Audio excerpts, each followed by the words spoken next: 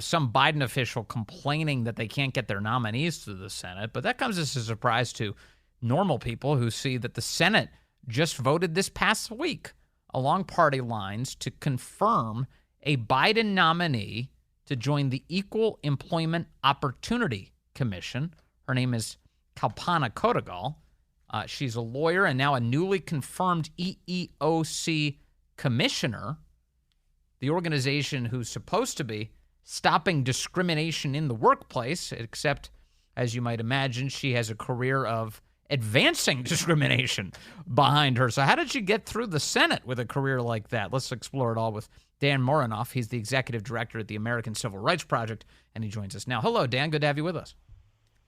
I'm so glad to be here. Thank you for having me. Tell me about the importance of the EEOC and the career that Kalpana Kodagal has had prior to her joining it.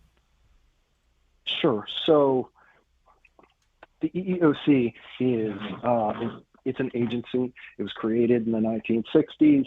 It has the function currently of enforcing Title VII and a handful of other non-discrimination employment statutes against all private employers. Mm-hmm. So, it has a wide sweeping ambit. There are powers that each individual commissioner has, but most of the most important powers they have are held by the commission as a whole. I could tell you more about the entity, but that's probably that's okay. No, right but that makes Sure. the point well, which is it's supposed to be stopping discrimination in the workplace.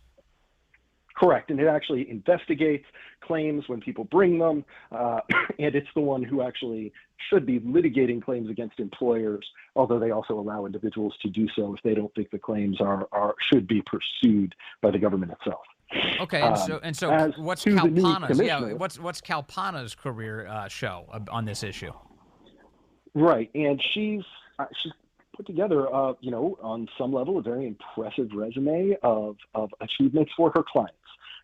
Probably the thing that she's most known for is for being the primary author of the inclusion rider stuck into the contracts of much of Hollywood, film, TV, which requires all hiring, casting decisions to be made to achieve diversity in production. That's a fascinating thing. I know the story one would tell about how it would be combating discrimination. On the other hand, to my eyes, it affirmatively enshrines racial decision-making. Yes. So it's rather problematic. And, that's one of her main accomplishments. So the inclusion rider, I just want to dwell on this for a moment so I understand it. So this would be like an actor only signing on to a film so long as the film, as stipulated in the contract, so long as the film commits to racial prejudice in hiring. You have to hire certain numbers of people of various colors in order to get me on this movie. I think it's basically right, and it's not just actors. It's as I understand it, at least, and I'm not going to pretend that I'm an entertainment law specialist. Uh-huh. I understand that it's also for producers, all the people involved in the entire process. I see. And so that they'll stipulate, I'll only join this project if you do this kind of racial hiring. And again, I'm inferring this. I think also that your hiring of me is subject to achieving these ends, such that if diversity requires the production company to replace you with someone of a different race, you can't complain because that's what you contracted for. Right. But right now it's against federal law, I thought, to say create a program that's designed to only give one race an advantage. These things constantly, every so often you see, say, some corporation will offer like a fellowship. It's just specifically for Black Americans. And then all of a sudden they'll face a lawsuit and they're like, well, you can't do that. You can't only hire a Black person for this job. Right. Title VII of the Civil Rights Act of 1964 is the most prominent employment law, which says you cannot make employment decisions based on race, ethnicity, or I guess technically it's race, national origin, religion, sex, and this is pretty flagrantly violating it. That's how I would read it. The So inclusion there are a rider, couple of exceptions. the inclusion Yeah, rider, you say, is flagrantly violating federal law. I, I think I find it difficult not to conclude that every every decision being made to comply with the inclusion rider is being made in violation of federal law. I mean, I'll tell you, there are exceptions to that general exception the courts have recognized since the Weber decision decades ago. The courts have allowed racially conscious decisions to be made when you're talking about an employer trying to fix a racial imbalance in a part of its workforce that was traditionally segregated, to solve the results of its own recent past history of intentional discrimination, as long as the program is temporary and not intended to maintain a racial balance going forward. I think it's very hard to argue how Hollywood decisions could be shoehorned into that exception. Yes. Well, I have to imagine that there are like visual categories though, which would allow for it. So, like, if you were looking for a model of a certain stature and skin color, would that be illegal to do? I mean, in general terms, you could not make your hiring decision on that basis.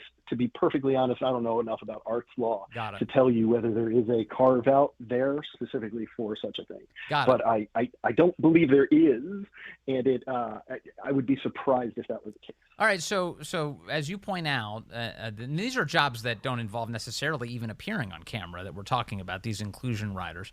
That's right. And so she's advanced racial prejudice for her whole career. How did she make it through the Senate confirmation process? Was this just a battle that the Democrats prevailed in, and that's it?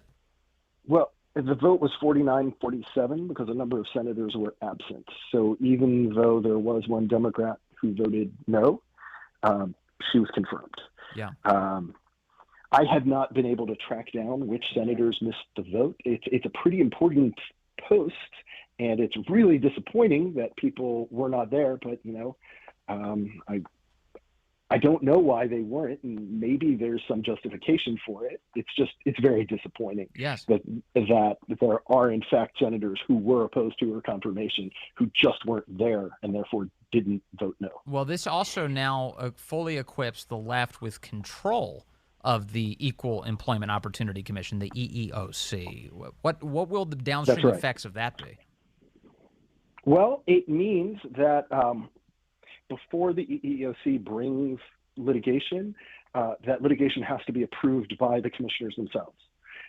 So when there was a 3-2, I'll refer to it as conservative majority, they were not choosing to bring they were choosing to bring different kinds of suits than this new majority is going to choose to bring. And in fact, for the last few months, there had been a 2-2 split because someone's term of office had ended. And unless you had a majority voting in favor of bringing litigation, it couldn't be brought.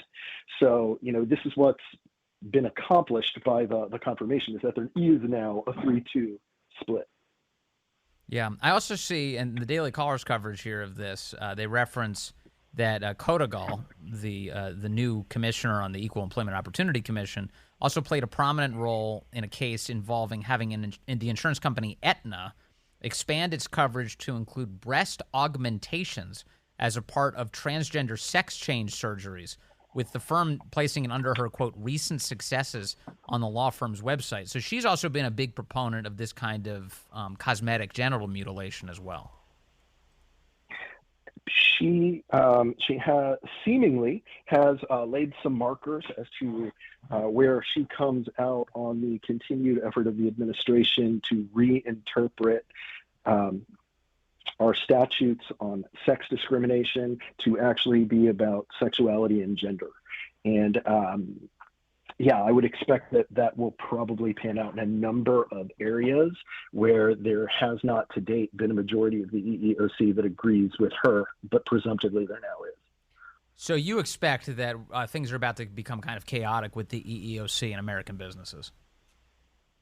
I would expect that the EEOC is about to start issuing a whole lot of guidance, which will be instructing American businesses what they must do in ways that I don't actually think the statutes it's applying can be interpreted to read.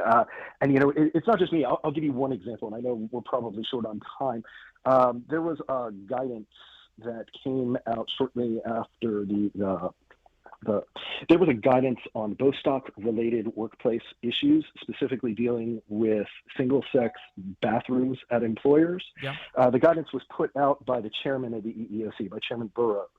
And it was put out just under the chairman's authority because the majority of the EEOC did not agree with the guidance she was offering as to what Title VII meant in this context. That was litigated. A district court in Texas ruled the guidance document that Chairman Burroughs had issued to be void and in violation of law. I think it's safe to assume that you're going to see something very similar come back now with an actual vote and lots of other parallel situations. One I'll flag for you.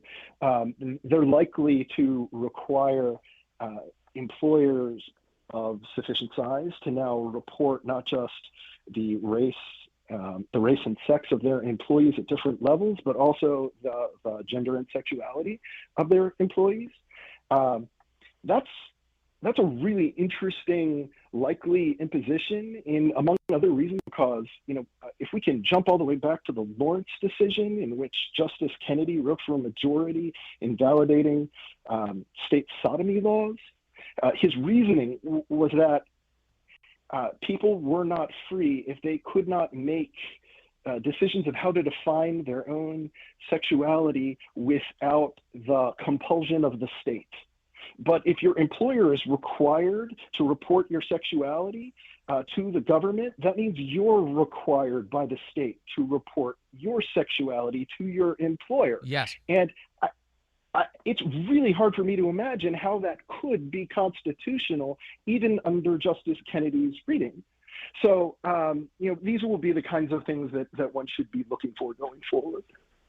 Well, I'm glad you're keeping an eye on it. Dan Morenoff over at the American Civil Rights Project. Thank you for standing up for civil rights, truly. And good to chat with you today. Thank you, Dan.